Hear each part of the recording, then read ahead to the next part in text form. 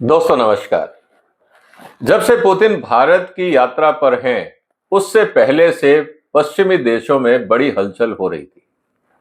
पूरी दुनिया इस बात से परेशान है कि वो भारत और रूस के बीच में जो दोस्ती है उसमें दरार नहीं डाल पा रहे। और जब से पुतिन साहब भारत की यात्रा पे हैं, तब से विदेशी पत्रकार और विदेशी मीडिया में बहुत तरह की बातें हो रही।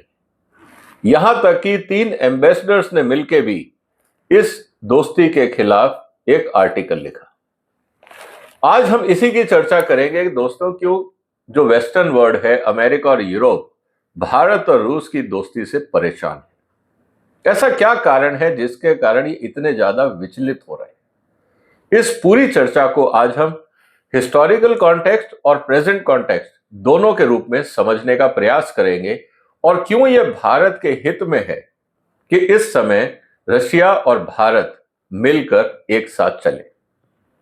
अगर हम दोस्तों बात करें चाणक्य नीति की, चाणक्य ने भारत को बहुत अच्छे, अगर मैं कहूं, कूटनीतिक ज्ञान और संदेश दिए थे। अगर हम उसमें बात करें स्ट्रेटेजिक ऑटोनोमस की, कि हम किसी भी पाले के अंदर बैठे नहीं हैं, हम किसी गुट के साथ नहीं हैं, उसके लिए चाणक्य नीति में अर्थशास्त्र में बहुत अच्छी बात कही गई है। चाणक्य ये कहते हैं कि foundation for which that can be interpreted as modern strategic autonomy, a capacity of a state independently pursuing its national interest. Bharat सरकार हमेशा यही कहती रही कि हम वो करेंगे जो भारत के हित में होगा, हमें ट्रंप साहब के दबाव में आने की जरूरत नहीं है। और चाणक्य नीति भी यही कहती रही, फ्री फ्रॉम एक्सटर्नल इंटरफियरेंसेस।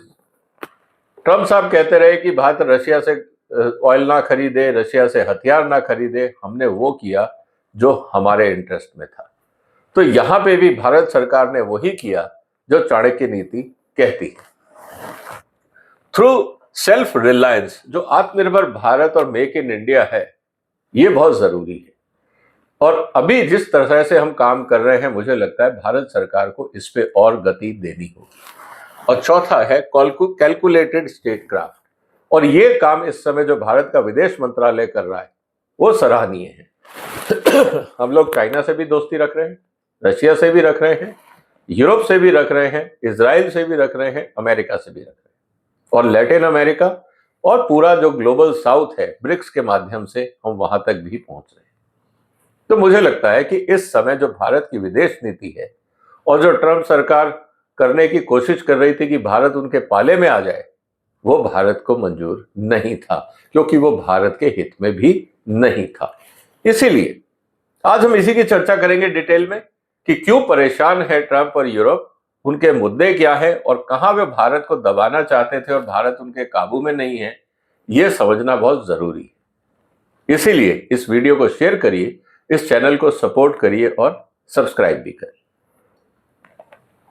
अगर हम रशिया और भारत की दोस्ती को देखें और यूरोप और अमेरिका क्यों परेशान है, उसमें सबसे बड़ा मुद्दा आता है दोस्तों कि भारत जो स्ट्रेटेजिक ऑटोनॉमी लेके चला है, वो पूरी दुनिया, जो खासकर जो हमारे विदेशी और खासकर वेस्टर्न पावर्स हैं, उनको पसंद नहीं आ रहा है। वो ये चाहते हैं कि भारत उनके हिसाब से चले, मिलिट्रीली और डिप्लोमेटिकली। ये उनके कंसर्न है कि हमसे हथियार खरीदे और जैसा हम कहें वैसा करे। ये भारत को मंजूर नहीं है और यही चीज वेस्टर्न पावर्स को विचलित कर रही है। इसीलिए हम इस बात को कह रहे हैं कि जहां पे भी वेस्टर्न पावर्स की लिमिट आ जाती है, वो परेशान हो जाते हैं, क्योंकि उनको लगता है पूरी दुनिया पे एक छत्र राज उनका होना चाहिए, लेकिन ऐसा हो नहीं रहा। भारत इसमें सबसे बड़ी एक बाधा के रूप में वो देख रहे हैं। चीन को वो काबू कर नहीं सकते, रशिया के साथ उनकी लड़ाई चल रही है। एकमात्र बड़ी ताकत जिसको पूरी डेवलपिंग इकोनॉमी, या अगर मैं कहूं ग्लोबल साउथ, अगर जिसकी तरफ देखता है, वो है भारत। भारत के हर मूव को दुनिया में अलग ढंग से देखा जाता है और इससे वेस्टर्न पावर्स बड़ी विचलित हैं और यही चीज उनको परेशान कर रही है। इसीलिए भारत की जो फॉरेन पॉलिसी है कि हम किसी भी ब्लॉक में नहीं बैठेंगे और हम चाइना के साथ एक बैलेंसिंग एक्ट में काम करेंगे। हम ना तो पूरी तरह से चाइना की गोदी में है, और रशिया को भी ये बात समझ में आ रही है कि पूरी तरह से चाइना पे डिपेंडेंसी भी उचित नहीं है, भारत को साथ लेके चलना उनके भी हित में है। ये सब बातें भारत के लिए एक यूनिक पोजीशन क्रिएट करती हैं और यही सिरदर्दी यूरोपियन और अमेरिकन पॉलिसी मेकर्स के लिए कि भारत को कैसे कंट्रोल किया जाए, काबू में नहीं आ रहा है। इसके अलावा जो डिफेंस डिटरेंस है भारत का, रशिया जो है वो भारत की सप्लाई लाइन जो है डिफेंस इक्विपमेंट्स की, उसके लिए बैकबोन है। और ये आज की बात नहीं है, पिछले 70 साल का इतिहास अगर हम देखें तो हमेशा से रशिया भारत के साथ खड़ा रहा है। अमेरिका अनरिलायबल है, अमेरिका के हथियार महंगे हैं और रशिया के मुकाबले कई गुना ज्यादा महंगे होने के साथ साथ टेक्नोलॉजिकली भी कोई बहुत ज्यादा सुपीरियर नहीं है। ये बात हमें समझ में आती है। और दूसरी बात, अमेरिका ये चाहता है कि आप हमसे हथियार खरीदें लेकिन हम टेक्नोलॉजी ट्रांसफर नहीं करेंगे। मतलब पूरी जिंदगी स्पेयर पार्ट्स, सर्विसेज, अपग्रेडेशन आप हमसे खरीदते रहिए, हम आपको एक तरह से बंधुआ मजदूर बना देंगे या बांध देंगे, आप हमारे अलावा कुछ कर नहीं सकते। और उसके अलावा अमेरिका के साथ प्रॉब्लम यह है कि सैंक्शंस, कल को अगर पाकिस्तान से लड़ाई होती है तो अमेरिका कहेगा आप हमारे हथियार पाकिस्तान के खिलाफ इस्तेमाल नहीं कर सकते। उस स्थिति में आप क्या करेंगे? जिस तरह से अगर हम ध्यान से देखें, कारगिल के समय में अमेरिका ने जीपीएस सिग्नल देने से मना कर दिया था। ये एक बहुत बड़ा झटका था भारत की प्रिपेयर्डनेस के लिए, इसीलिए हमने अपना गगन सिस्टम जो था उसको तैयार किया। तो अमेरिका अनरिलायबल है, ये सब जानते हैं। अमेरिका चाहता है कि हम उस पर भरोसा करें, ये संभव नहीं हो रहा। उसके अलावा अगर हम देखें तो जिस तरह से यूएस और इंडिया का डिफेंस कोऑपरेशन है और इंडिया रशिया कोऑपरेशन है, उसको अगर देखें तो इंटरपोर्टेबिलिटी चैलेंजेस रहते हैं, सैंक्शन का रिस्क रहता है और long term strategic lock in, क्योंकि जो आप हथियार खरीद रहे हैं वो 30-40 साल काम आते हैं। 30-40 साल में अमेरिका की पॉलिसीज क्या होंगी, किस तरह से वहां का पॉलिटिकल एनवायरनमेंट होगा, वो किसका साथ देंगे, किसको धोखा देंगे, कुछ पता नहीं। ये बात हमें समझनी चाहिए। इसलिए भारत का कहना बहुत क्लियर है कि हम अमेरिका की गोदी में बैठने वाले नहीं, हम अपने हिसाब से प्लान करेंगे। और उसका कारण ये है कि हम अपनी स्ट्रेटेजिक इंडिपेंडेंस चाहते हैं। हम अमेरिका के भरोसे उनके घटिया हथियार, आउटडेटेड हथियार, विदाउट टेक्नोलॉजी ट्रांसफर हम लोग नहीं लेंगे। इसके अलावा जो एक और इंपॉर्टेंट चीज है वो है एनर्जी अलाइनमेंट। जिस तरह से भारत सस्ता तेल रशिया से खरीद रहा है और बदले में रशिया को करेंसी मिल रही है, जिससे वो कहते हैं कि साहब जो यूक्रेन वॉर है उसको फीड कर रहा है भारत, कहीं ना कहीं ये बात भी उनको चुभ रही है। और भारत की मजबूरी ये है कि हम अंतर्राष्ट्रीय बाजार से अगर तेल खरीदते हैं तो अमेरिका और खासकर ट्रंप एडमिनिस्ट्रेशन तो व्यापारियों की मंडली है, ये रेट बढ़ा देंगे और भारत को कहेंगे अब आप $100 का तेल खरीदिए क्योंकि रशिया से आप ले नहीं रहे। वेनेजुएला पे हमने सैंक्शन लगाए हुए हैं, ईरान पे हमने सैंक्शन लगाए हैं और आपको अब लेना होगा तो या तो यूरोपियन कंपनियों से या अमेरिकन कंपनियों से या इन कंपनियों के जो नेटवर्क है मिडिल ईस्ट में उनसे। कुल मिला के एक्सप्लॉयटेशन का माइंडसेट है ट्रंप और उनकी सरकार का। भारत जब तक रशिया से तेल खरीद रहा है, भारत इस एक्सप्लॉयटेशन में फंसेगा नहीं। और भारत एक बहुत बड़ा बाजार है। अगर आप ध्यान से देखें तो चाइना और इंडिया दुनिया के सबसे बड़े एनर्जी कंज्यूमर्स में से एक है और दोनों इंपोर्ट करते हैं। ये बात हमें समझनी हो। इसीलिए जो प्राइस कैप लगाया था रशियन ऑयल पे G7 कंट्रीज ने, उसका भी उनको कोई फायदा नहीं हुआ। उनको लगा था कि रशिया क्रैक हो जाएगा, तेल नहीं बेच पाएगा तो इकोनॉमिक कोलैप्स होगा, लेकिन ऐसा कुछ हुआ नहीं। और इसमें कहीं ना कहीं वो ये दोषी मानते हैं भारत को, क्योंकि चाइना को तो वो रोक सकते नहीं। तो कुल मिला के पूरा दबाव उन्होंने बनाया भारत पे और भारत ने इस दबाव को इग्नोर किया और लगातार रशिया से तेल खरीदना जारी रखा। अब भारत के लिए क्यों जरूरी था? क्योंकि हमें सस्ता तेल मिल रहा है तो हम क्यों ना लें। अगर ट्रंप साहब वास्तव में चाहते हैं कि इंडिया डाइवर्सिफाई करे तो ट्रंप साहब को जिस रेट पे रशिया दे रहा है आप हमें दे दें, लेकिन वो ये नहीं बोलेंगे। लेकिन वो कहेंगे कि आप रशिया से मत खरीदो और प्रीमियम पे और कई गुना दाम बढ़ा के हम आपको एक्सप्लॉइट करेंगे, आप उसमें खुश रहो। ये सोच है ट्रंप एडमिनिस्ट्रेशन और वेस्टर्न कंपनीज की, जो भारत ने मानने से मना कर दिया। ये भी एक दुखती रग है इन सब के लिए। इसके अलावा जो इंपॉर्टेंट चीज है वो है भारत का चाइना रोल। क्योंकि हमारा चाइना के साथ सप्लाई चेन तो जरूर है, लेकिन स्ट्रेटेजिकली खासकर बॉर्डर एरियाज पे और बाकी अंतर्राष्ट्रीय मंचों पे कहीं ना कहीं हमारी टसल है। चाइना को कंट्रोल करने के लिए भारत रशिया दोस्ती बहुत जरूरी है, क्योंकि रशिया का लेवरेज चाइना पे भी है और भारत के साथ रशिया की दोस्ती भी है।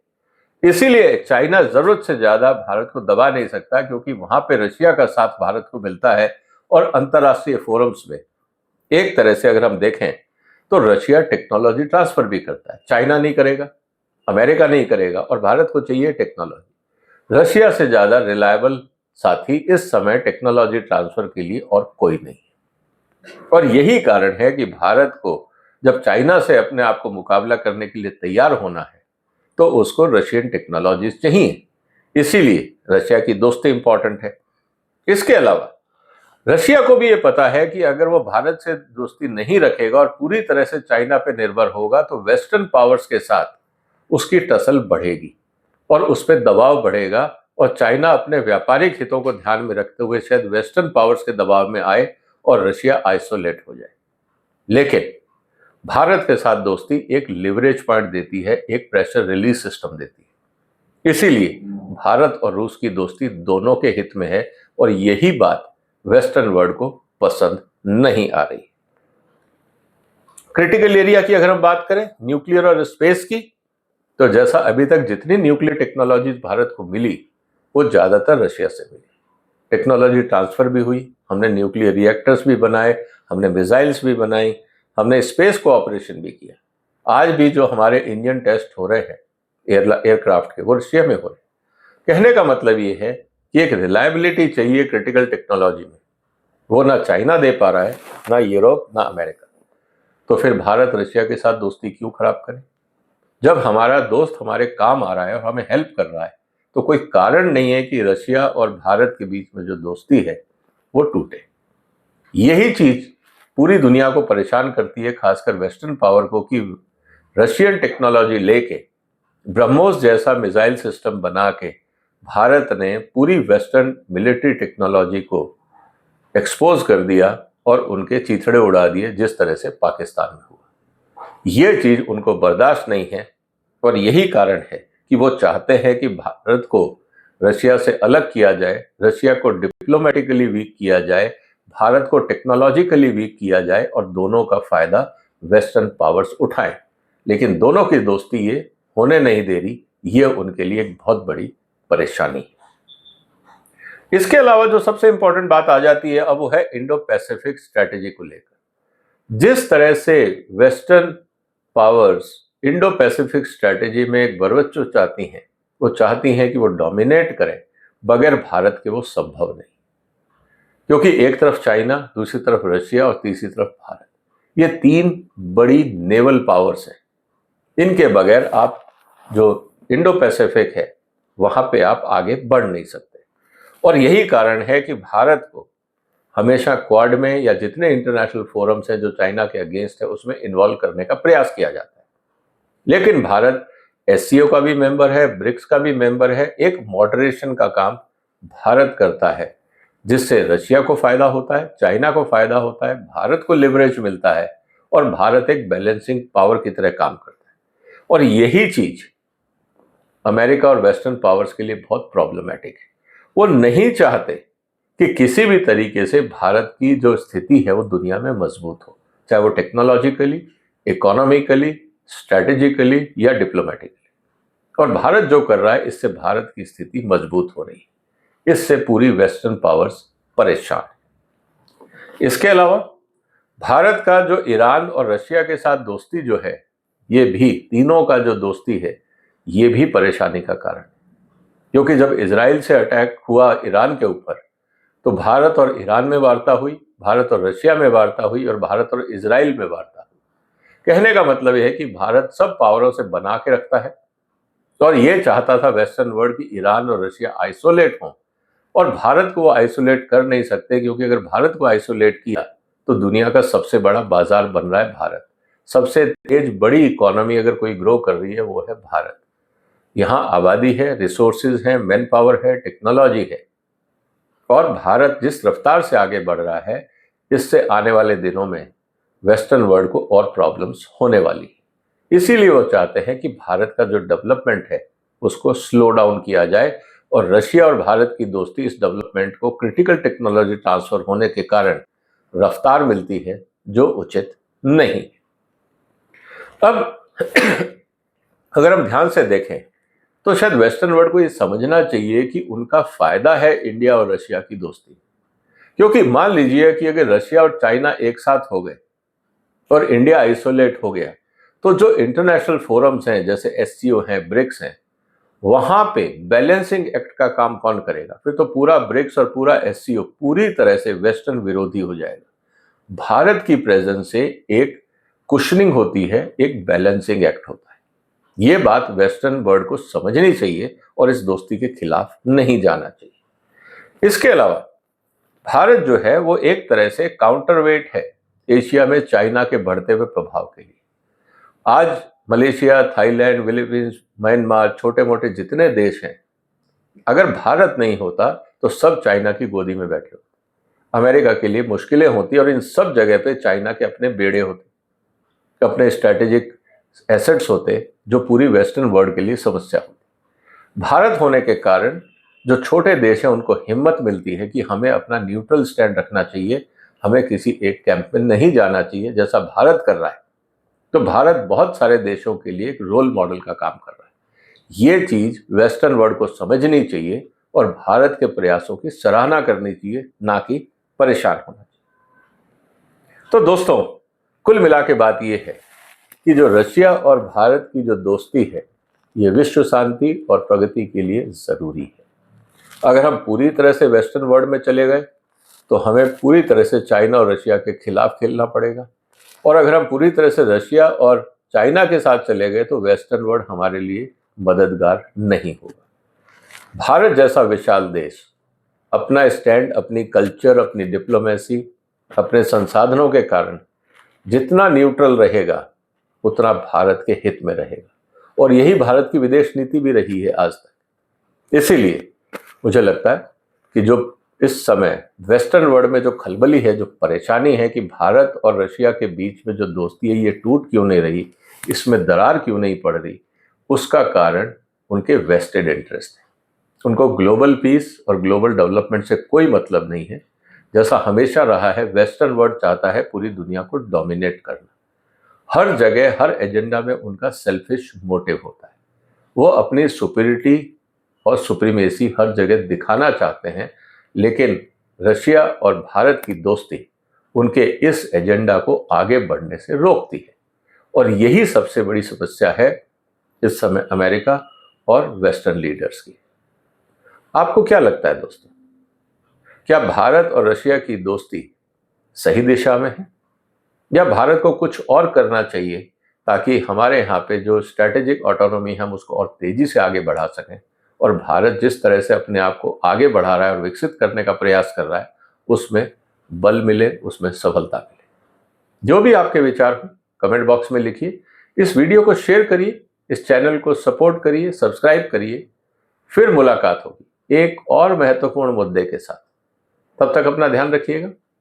फिलहाल वंदे मातरम।